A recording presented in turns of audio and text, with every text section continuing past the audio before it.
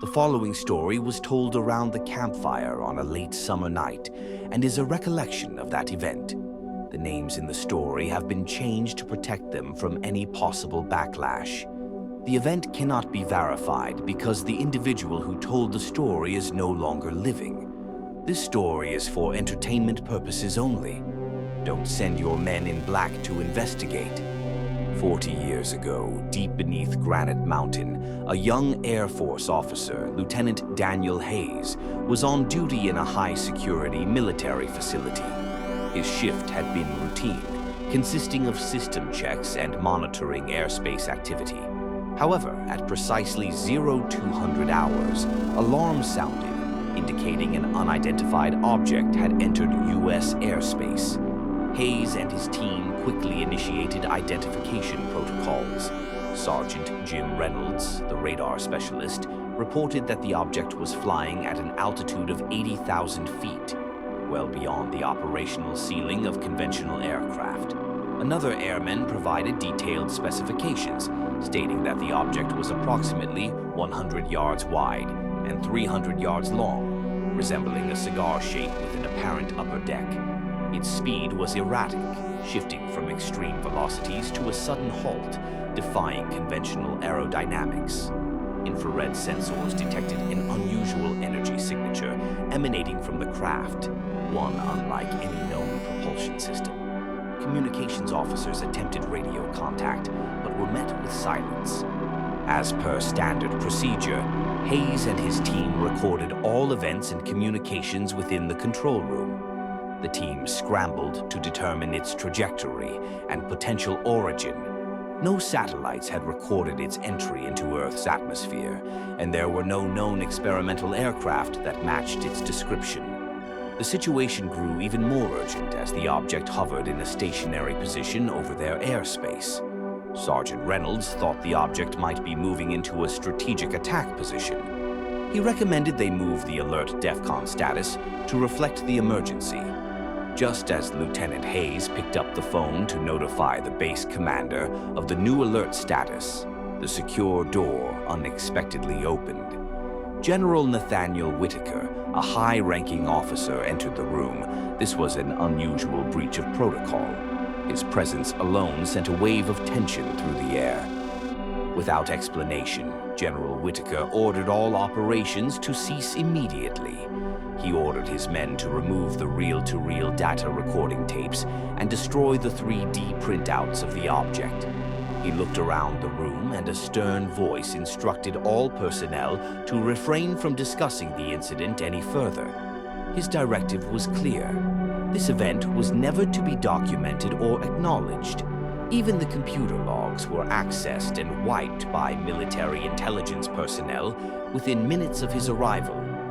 Despite Hayes' attempts to seek clarification, the general remained firm.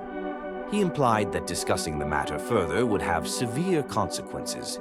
His tone left no room for interpretation. Security personnel ensured that all records related to the event were erased before exiting the facility.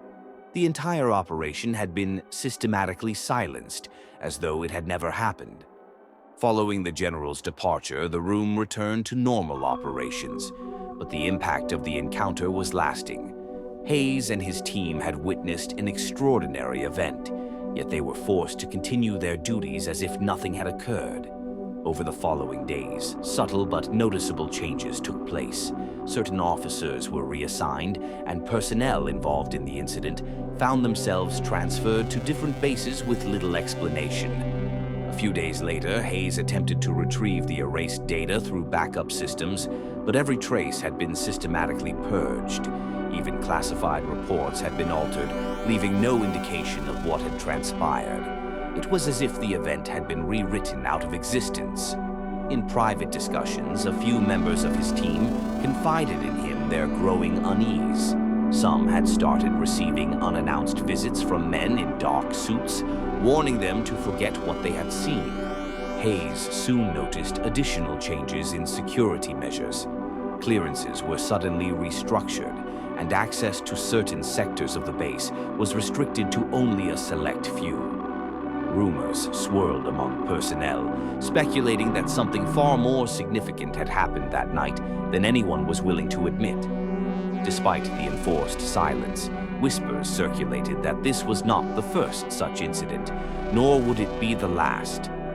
Months passed, and Hayes was reassigned to a different division with little explanation. Many of his former colleagues experienced similar transfers, effectively scattering the team. It became evident that the entire operation had been compartmentalized to prevent anyone from piecing together the full scope of what had been encountered. Any mention of the incident was met with cold stares and immediate dismissal. Years later, long after his service, Hayes continued to reflect on that night. He had spent years serving in classified operations, but nothing had ever come close to the level of secrecy surrounding the Granite Mountain event. Despite multiple official inquiries into unidentified aerial phenomena over the years, he never saw a single reference to what his team had witnessed. The silence was deafening.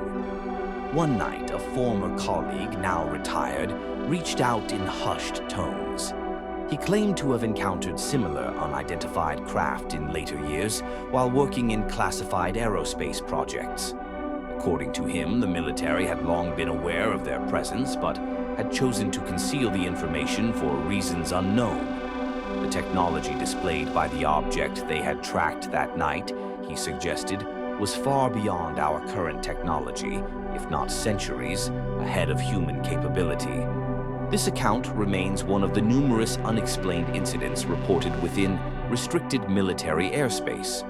While no official records exist, those present that night remain convinced that the unidentified object was not of terrestrial origin. The secrecy surrounding the event suggests that higher authorities were aware of its significance and took deliberate actions to suppress the information.